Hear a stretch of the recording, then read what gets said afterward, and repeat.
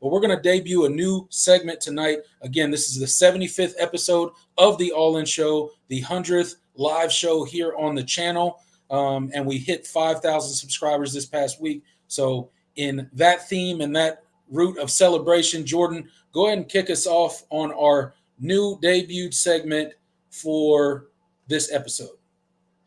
Yeah, man. I'm really excited to kind of debut this. It's simple in concept. I really am just really excited because I love the name. I think it's genius.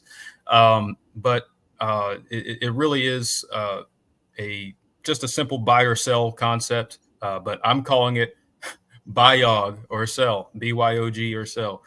And so we're just going to, bounce, different scenarios for Clemson's 2024 season off of each other. And both of us are either going to buy or BYOG or sell on that scenario, whether it's a, particular player's statistical output, whether it's a personnel change, whatever it is, a certain game that Clemson wins or loses.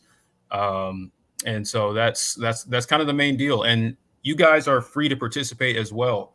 And you can go ahead and ask any sort of BYOG or sell questions in the live chat, and we'll star those as well and answer them in the listener portion of the show. But yeah, man, it's pretty simple concept.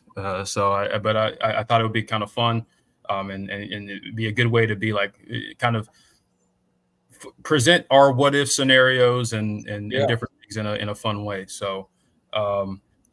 You want to go first, or should I go first? I'll go ahead and go first. Look, it's always fun, guys, especially in the off season where, there's not as much to talk about. There's always stuff to talk about in college football. It's a year-round sport, especially when you're talking recruiting and all that kind of stuff. There's never really nothing to talk about, but it tends to be less to talk about in the off season, obviously. So the what if game is fun to play. So let's play a little what if game, a little BYOG or sell. Love the name, genius. All credit goes to Jordan. So Jordan, let me give you the first one on our segment of BYOG or sell.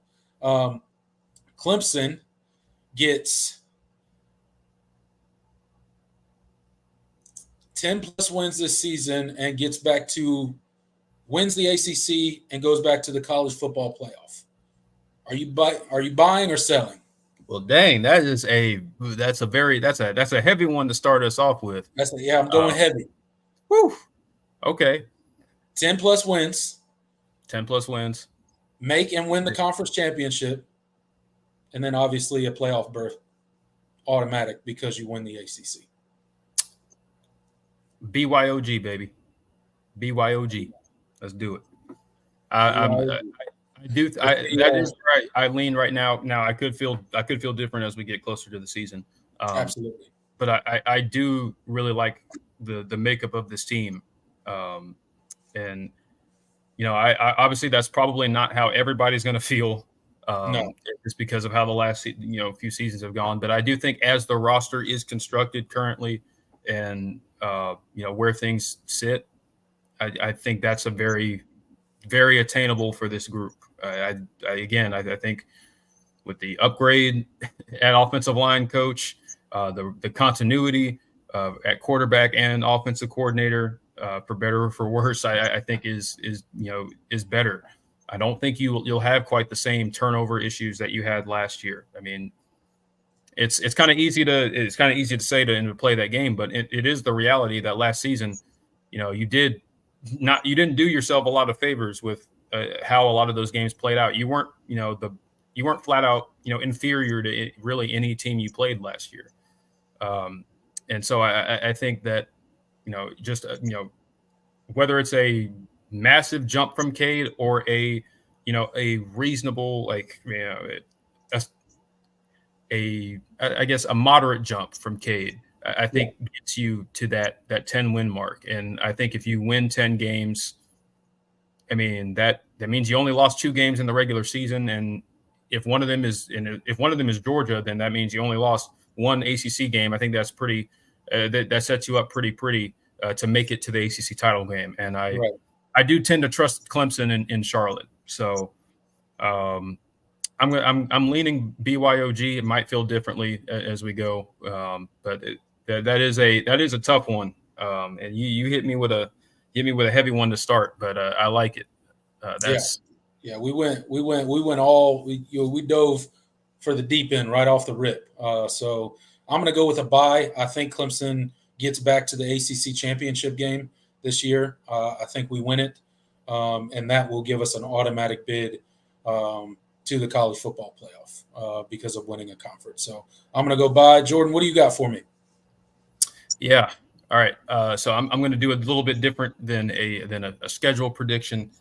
Okay. And keep in mind, you guys are free to hold it against us later on, but these are just as things sit right now. Am I buying or selling?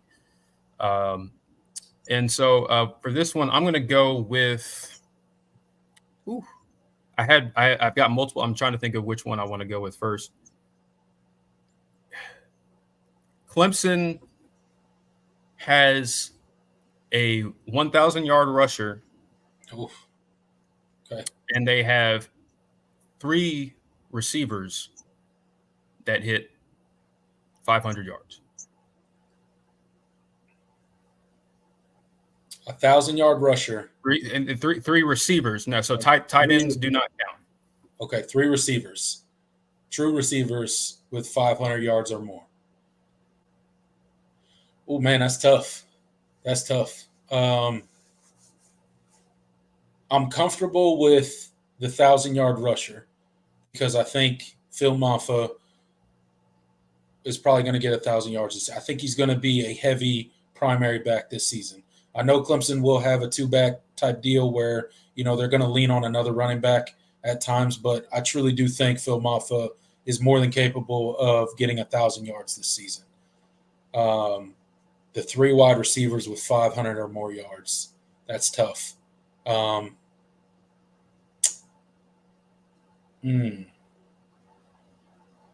gonna go buy. It's tough for me, but I'm with you too. I'm gonna go buy. And because I thought it would be kind of, and I didn't want to include tight end because then it would be kind of, I think it would be easier to take by. Oh, for sure, yeah. Tight end because you if you would have gave me tight end, it would have been much easier to buy that because obviously we know what we have at tight end and the difference maker. But yeah, I'm gonna go buy. I don't feel like great about it, but again, I'm gonna go buy. Okay, that was a difficult one because I was like, okay, well, if you can't say tight end, well, that now you have to factor. Okay, so how many targets and touches do I think Jake Brenningstool and the rest of that tight end room is going to get? And then again, this wide receiver room, there's a lot of bodies here, and only so many guys, only so many touches to go around. So it's like, who's going to hit, get enough run to get 500 yards? It doesn't sound like a lot, but 3 receivers, but when you think about this room and how many guys you expect to rotate in and out, it does make that decision a little bit more difficult. So I thought that was just look at the past couple of years. Like 500's been hard to come by for Clemson receivers in the past 2-3 years. So that's definitely not a gimme for sure.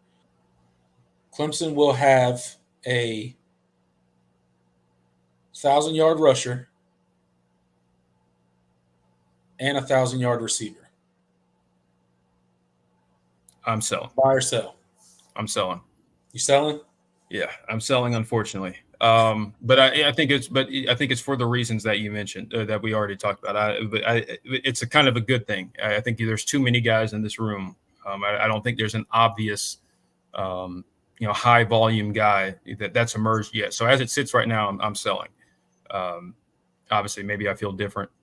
It come fall, especially with the arrival of TJ Moore and Christian Bentaker as well. And how that factors into the target share. But I think that's a fairly easy sell right now because of the bodies in the room, which sucks because Clemson is.